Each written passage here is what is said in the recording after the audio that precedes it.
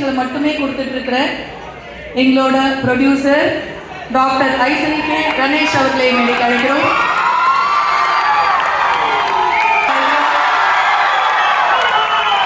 Blessed to have an editor like him அப்படின்னு சொல்லலாம். ஏன்னா he has been giving super duper hits and இந்த படத்துக்கு ஒரு முக்கியமான தூண் அப்படின்னு சொல்லலாம். எடிட்டர் திரு ஆர்.கே. செல்வா அவர்கள் ஒரு சில வார்த்தை. வந்திருக்கக்கூடிய பத்திரிகை தொலைக்காட்சி ஊடகங்களுக்கு வணக்கம், மேடையில் இருக்க எல்லாருக்குமே வணக்கம்.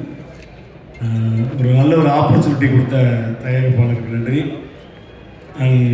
ஆர்ஜே பாலாஜி ப்ரோ, நான் வந்து அவரை விஜய் கூப்பிடுவேன், என்னை வந்து அவர் அஜித்து கூப்பிடுவார்.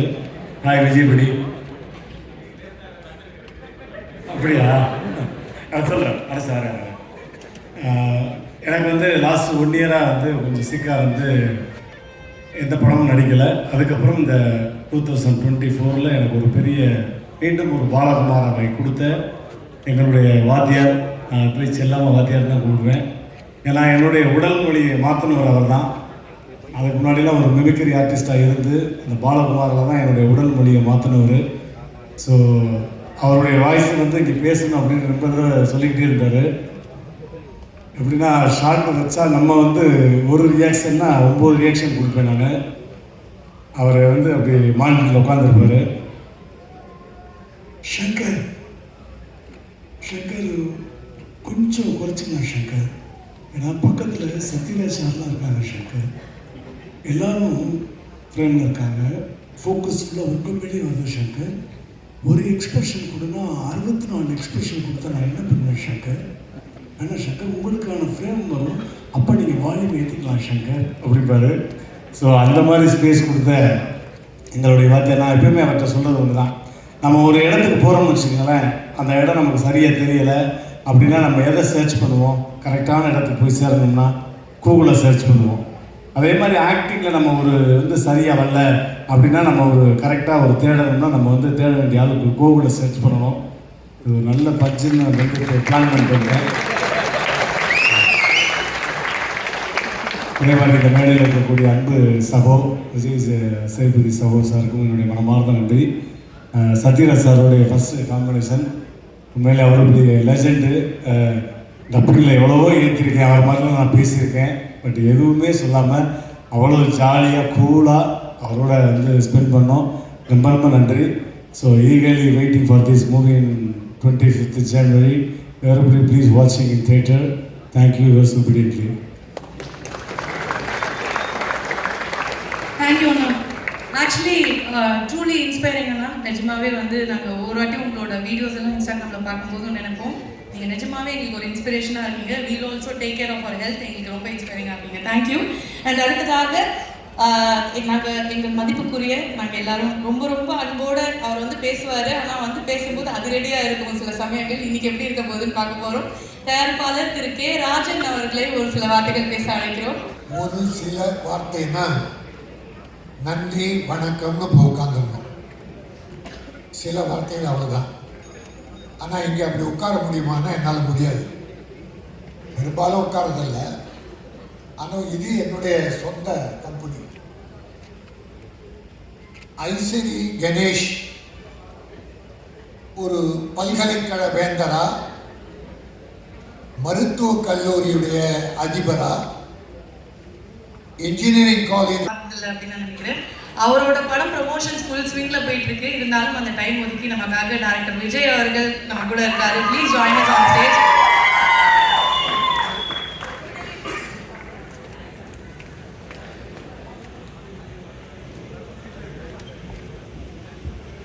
So can we give a big round of applause? And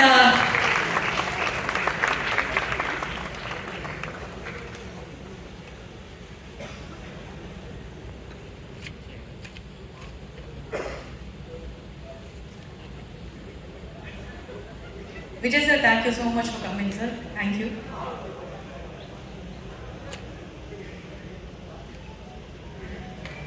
So, அடுத்ததா another pioneer and he knows a lot in and about அந்த இண்டஸ்ட்ரியில் என்னென்ன விஷயங்கள் எவ்வளோ ஸ்ட்ரகிள்ஸ் இருக்கோ அதை கடந்து அதுலேருந்து இன்ஸ்பைரிங்காக நிறைய பேருக்கு வழிகாட்டி எந்த ஒரு ஃபங்க்ஷன்னாலும் ஒரு நல்ல விஷயம் வந்து ஒன்று ஷேர் பண்ணி இண்டஸ்ட்ரி பற்றி எப்போவுமே அதை வந்து சிறப்பித்து நம்மளுக்கு ரொம்ப மெமரபுளாக ஆகிற ஒருத்தர் அம்மா கிரியேஷன் திரு டி சிவா அவர்களை ஒரு சில வார்த்தைகள் பேச அழைக்கிறோம். நாங்கள் எல்லாரும் அவ்வளோ ரசிச்சிருக்கோம் படத்தில். இந்த ட்ரெய்லரில் அவ்வளோ நாங்கள் வந்து ரசித்தோம். அவர் அந்த ஜீன்ஸு அந்த ஓர் கொட்டி போட்டு அப்படி நடந்து வரும்போது வேற மாதிரி இருந்தார். அண்ட் அமர் கிஷன் கிட்ட கேட்க, என்னப்பா நீ இப்படி பண்ணனா எப்படிப்பா அப்படின்ற மாதிரி பேசுகிறார். சார் நீங்கள் வந்தீங்கன்னா ஸ்க்ரீனில் நாங்கள் வேற யாருமே பார்க்க முடியாது சார், அந்த மாதிரி ஒரு ப்ரெசன்ஸ். சத்யராஜ் சார் அவர்களே ஒரு சில வார்த்தைகள் பேச அழைக்கிறோம்.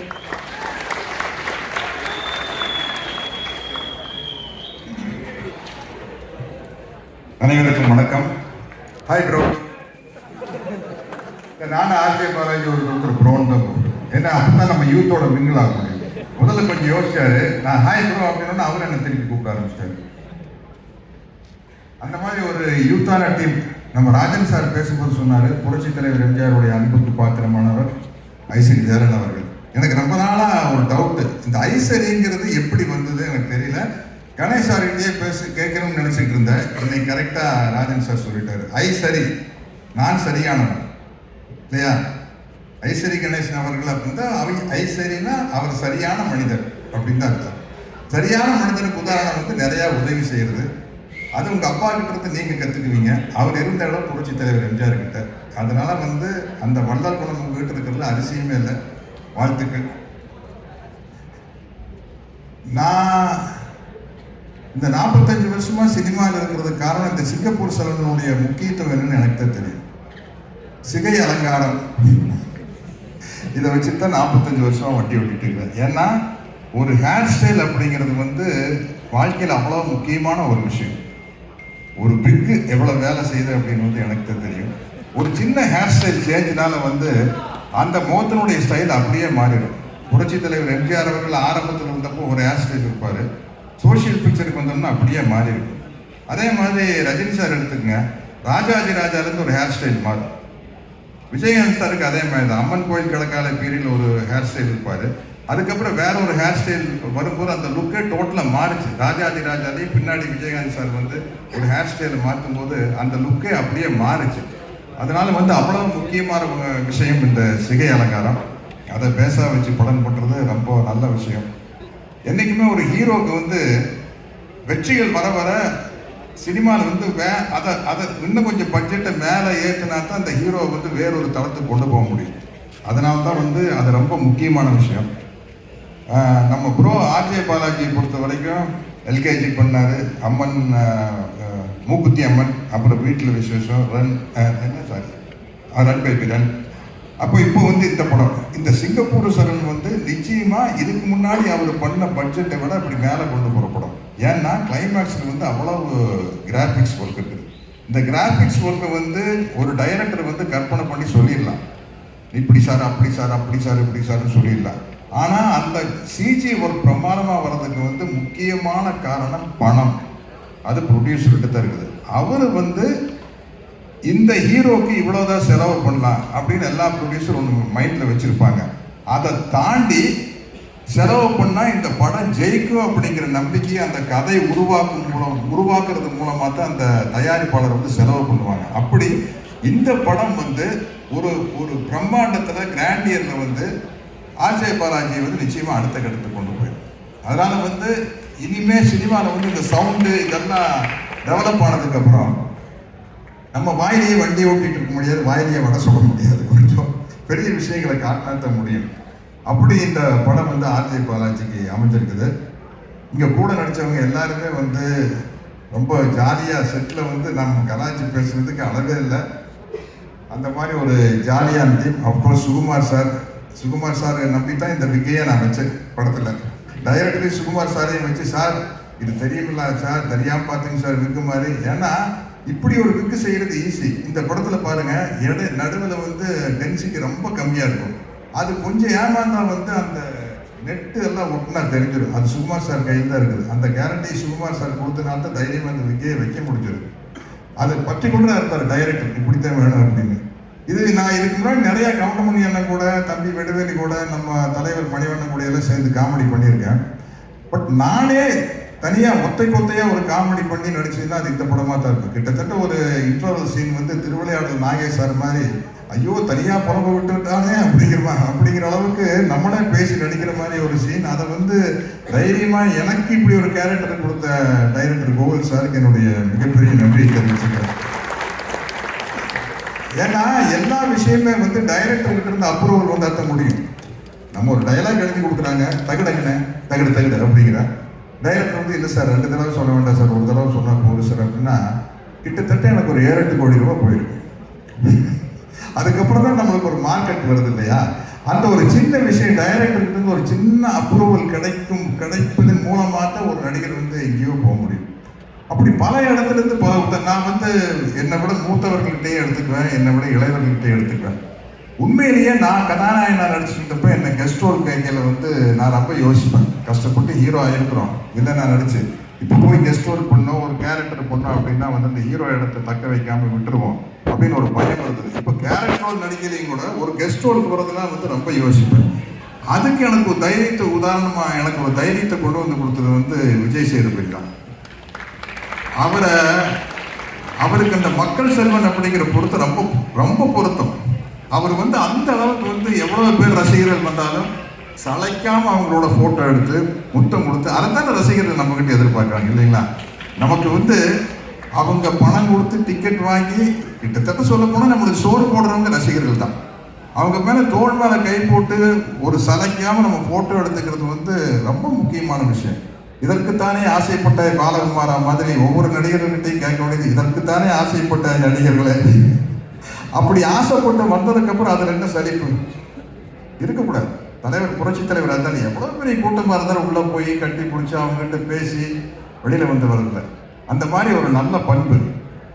இந்த படத்தில் தயாரிப்பு நிர்வாகியாக நடித்த விக்கியை பற்றி நான் சொல்லணும். இன்னைக்கு எங்கே போனாலும் என்னுடைய அன்பு நண்பர் விஜயகாந்தை பற்றி பேசுகிற அந்த வானத்தை போல மனம் படைச்ச நல்லவனே அப்படிங்கிற ஒரு பாட்டு தான் ஞாபகம் வருது எல்லாத்துக்கும். அந்த பாட்டு வந்து அவர் விக்கியோட அப்பா அவங்க தயாரித்து சின்ன கவுண்டர் படத்தில் வந்த பாட்டு. அதுதான் இன்னைக்கு வரைக்கும் அவர் விஜயகாந்த் சாருக்கு நிலைச்சு நிற்குது. அது மாதிரி அனைவருமே வந்து ஒரு நடிகராக இருக்கலாம், சம்பாதிக்கலாம், ஆனால் வந்து ஒரு நல்ல மனிதனாக வாழ வேண்டும். இந்த சிங்கப்பூர் சரவணன் வந்து நான் ரொம்ப எதிர்பார்த்துட்டு இருக்கிறேன். கிட்டத்தட்ட நான் முதல் படத்தில் நடித்த மாதிரி எதிர்பார்த்துட்டு இருக்கிறேன். ஏன்னா எனக்கு இன்னொரு கதவு திறக்கப்படும். ஒரு காமெடி ஆக்டர் அப்படிங்கிற ஒரு கதவை திறக்கப்படும். எப்படி மனோரமா ஆட்சி வந்து காமெடியாக நடிச்சிட்டு கீழே சின்ன கவுண்டர் மாதிரி படங்கள் வந்ததுக்கப்புறம், சின்ன தம்பி மாதிரி படங்கள் வந்ததுக்கப்புறம் ஒரு குணச்சித்திர நடிகை அப்படிங்கிற ஒரு கதவை திறக்கப்பட்டதில்லை. ஒரு நடிகனுக்கு எப்பவுமே கதவுகள் திறக்கப்படணும். அது மாதிரி ஒரு சத்யராஜ்னா ஒரு கட்டப்பா அப்படிங்கிற ஒரு கதவை திறக்கப்படுது. இந்த படத்தில் வந்து சக்கரபாணிங்கிற கேரக்டர்னால இன்னொரு கதவு திறக்கப்படும். அந்த கதவை திறந்தது காரணமானவர் நம்ம இயக்குனர் கோகுல் தான். அவருக்கு என்னுடைய நன்றி சொல்லிக்கிறேன். நம்ம 2 பேரும் மிமிக்ரி வேற எங்கேயாச்சும் வச்சுக்காதுன்னா நிறையா பேர் பேசணும். எல்லாருமே வந்து புரட்சி தலைவருடைய துப்பாக்கி சூட்டுக்கு அப்புறம் வர வாய்ஸில் தான் பேசுவாங்க. நானும் ரோபோ சங்கர் தான் அவருடைய பழைய ஒரிஜினல் வாய்ஸில் பேசுவோம். அந்த காம்படிஷன் எங்களுக்குள்ள நடந்துக்கிட்டே இருக்கு. என்னை நம்பாமல் கெட்டவர்கள் நிறைய உண்டு, நம்பி கெட்டவர்கள் இன்று வரை இல்லை. ஓகேங்களா? பலமில்லாத மாடு, உட முடியாத கலப்பை, அதிகாரம் இல்லாத பறவை, இவைகளை என்றுமே நாங்கள் விரும்புவதில்லை. ஓகேங்களா? Sir thank you sir, thank you so much. ரொம்ப ரொம்ப நன்றி. அப்படியே ஒரு லவ்யூ சொல்லிக்கிறேன் sir. Love you sir. First of all படங்கள் சம்மந்தப்பட்ட எந்த மேடையாக இருந்தாலும் நான் என்னுடைய முதல் நன்றி எப்போவுமே என்னுடைய அசிஸ்டன்ட் டைரக்டர்ஸ் தான். ஸோ ப்ளீஸ் அசிஸ்டன்ட் டைரக்டர்ஸ் மட்டும்தான். எனக்கு இல்லை, எல்லா டைரக்டர்ஸுமே அப்படி தான் இருப்பாங்க. So thank you all, thank you mates and media நண்பர்கள் எல்லாருக்கும் வணக்கம். ஸோ உங்களை நம்பி தான் இருக்கோம். அண்ட் மீடியா அண்ட் ஆடியன்ஸ், இந்த படம் வந்து பார்த்து வர கூட்டமாக தான் இருக்கும். ஏன்னா இந்த படம் அந்த மாதிரி. ஸோ கண்டிப்பாக வந்து நிச்சயம் மீடியாவுக்கு இந்த படம் பிடிக்கிற படமாக இருக்கும். அதே மாதிரி ஆடியன்ஸுக்கும் நிச்சயம் பிடிக்கிற படமாக இருக்கும். கம்மிங் டு, அதாவது ஒரு ஒரு படம் கண்டென்ட்டை ஸ்ட்ராங்காக வரும்போது அதுக்கு ப்ரொடியூசர் கிடைக்கிறது ரொம்ப கஷ்டம். ஏன்னா ஹீரோஸ் நம்பி தான் படம் பண்ணுவாங்க பொதுவாக. ஆனால் கண்டென்ட்டை நம்பி படம் பண்ணும்போது கண்டென்ட்டை செலக்ட் பண்ண ப்ரொடியூசர் தான் ஹீரோவாக இருப்பாங்க. எனக்கு கிடைச்ச அப்படி ஒரு சூப்பர் ஹீரோ தான் Aishwari Ganesh. Thank you sir. The moment you come in to my life has change. So அதுக்கு பெரிய நன்றி கடன் பட்டிருக்கேன். அண்ட் அந்த சூப்பர் ஹீரோ எனக்கு இன்ட்ரடியூஸ் பண்ணது என்னுடைய ஹீரோ பாலாஜி. பாலாஜி வந்து ஆரம்பித்தது வந்து இந்த கதை பிடிச்சி பாலாஜியோட இனிஷியேட்டிவில் தான் இந்த படம் ஸ்டார்ட் ஆச்சு. அண்ட் பாலாஜி இந்த கதையை ரொம்ப ரசித்ததுனால தான் இந்த படம் இங்கே வந்து நிற்குது. ஸோ அதனால் பாலாஜி வந்து அந்த கதிர்ன்ற ப்ரொட்டாகனிஸ்ட்டை கொஞ்சம் கூட அது எனக்கு என்ன வேணுமோ அது எனக்கு கொஞ்சம் கூட மிஸ் ஆகாமல் அந்த ரோல் இன்றைக்கி வந்து நான் எதிர்பார்த்ததோட சிறப்பாக வந்ததுக்கு காரணம் பாலாஜியோட டெடிக்கேஷன் தான். ஏன்னா நான் நிறைய டார்ச்சர் பண்ணேன். ஆமாம், வேறு வழி இல்லை என்ன பண்ணுறது. ஏன்னா ஒரு விஷயத்த வாங்கி ஆகணும், அதனால் அது கொஞ்சம் டார்ச்சராக தான் இருக்கும். பட் அதெல்லாம் மீறி வந்து அந்த சீன் அப்படி வேணும்னா அது வேணும், அது நம்மளோட பண்ண முடியும். அதனால் அதுக்கு அவரும் மெனக்கெட்டது. அந்த மெனக்கெட்டல் தான் இன்றைக்கி வந்து அந்த கதிரை க்ளோரிஃபை பண்ணால் தான் ஒட்டுமொத்த பார்பரையும் நான் க்ளோரிஃபை பண்ண முடியும். ஸோ இந்த படமே it's a tribute to the barber. இது வந்து இந்த ஹேர் ஸ்டைலிஸ்டெல்லாம் வந்து இந்த சமூகம் கொண்டாடுற ஒரு படமாக தான் இருக்கும். ஏன்னா இது வந்து ஒரு ஹார்ட்டாக தான் நான் பார்க்குறேன். அவங்களுக்கு நான் பார்த்த ஹேர் ஸ்டைலிஸ்ட் எல்லாருமே, அதுவும் நான் பர்டிகுலர்லி நான் ரீசெண்டாக எனக்கு காஷ்மீர் அப்போ விங்சனில் ஜாமீன் ஒருத்தரை பார்த்தேன். அவரை பார்த்தா வந்து என்ன ஒருத்தர் இவ்வளோ ஸ்டைலாக இவ்வளோ ஆட்டிடியூடாக ஒருத்தர் இருக்கிறான் அப்படின்னு பார்க்கும்போது தோணுது. ஸோ அந்த ஆட்டிடியூட் தான் இந்த ஹீரோ கேரக்டரில் கொண்டு வந்தேன். அண்ட் அது இப்போ பாலாஜியோட பெர்ஃபார்மன்ஸ் உங்களுக்கு கண்டிப்பாக பிடிக்கும் அந்த படத்தில். And as whole the film till the கிளைமேக்ஸில் அந்த பெர்ஃபார்மன்ஸ் நிச்சயம் நீங்கள் பாலாஜியை வந்து ஒரு பெரிய இடத்துக்கு கொண்டு போய் நான் நம்புகிறேன். தேங்க்ஸ் பாலாஜி. அண்ட் போர்டு, அவங்களோட போர்டு கூட வந்து அந்த பழைய இதில் தான் இருக்கும். ஸோ அதை மாற்றி அவங்களுக்கு ஒரு லைட் போர்டு வந்து நாங்கள் வந்து கொடுத்து அதில் எங்களோட நம்ம ஆர்ஜே பாலாஜி அவர்கள் வந்து பிராண்ட் அம்பாசிடர் அப்படிங்கிற அளவுக்கு நாங்கள் வந்து அந்த லைட் போர்டு வந்து அவங்களுக்காக ரெடி பண்ணியிருக்கோம். So we have a set of people அவங்களுக்கு கொடுக்கறதுக்கு. அவங்க இப்போ மேலே வர போகிறாங்க. அதில் ஒருத்தருக்கு இங்கே மேலே நம்ம வந்து கொடுக்க போகிறோம். பட் ஆர்ஜே பாலாஜி அவர்கள் டைரெக்டாகவே போய் அந்த ஒவ்வொரு சலூன்லேயும் வந்து அந்த லைட் போர்டை கொடுத்து அவங்களுக்கு நிஜமாக நான் அவங்க பிராண்ட் அம்பாசிடர் அப்படிங்கிறத வந்து பண்ண போகிறாரு. So we take very much like இதை ஒரு ரொம்ப ப்ரௌடான ஒரு மொமெண்ட்டாக நினைக்கிறோம். பிகாஸ் அவங்கள கௌரவிக்கிறது எங்களுக்கு ரொம்ப சந்தோஷமாக இருக்குது. Please join us on stage. So இந்த முதல் போர்டு வந்து நியூ எம்பி சலூன் வச்சிருக்காரு ஏழுமலை அப்படிங்கிறவர். அவருக்கு தான் வந்து முதல் போர்டு நாங்கள் வந்து கொடுக்க போகிறோம். ஸோ பல பேரோட லுக்ஸையும் சரி அவங்க வாழ்க்கையும் சரி மாற்றுற மாதிரி ஒரு விஷயம் ஹேர் ஸ்டைலிஸ்ங்கிறது. ஸோ அவங்களோட வாழ்க்கையில் நாங்கள் ஒரு பார்ட்டாக இருக்கணுங்கிறதுக்காக தான் இது. அண்ட்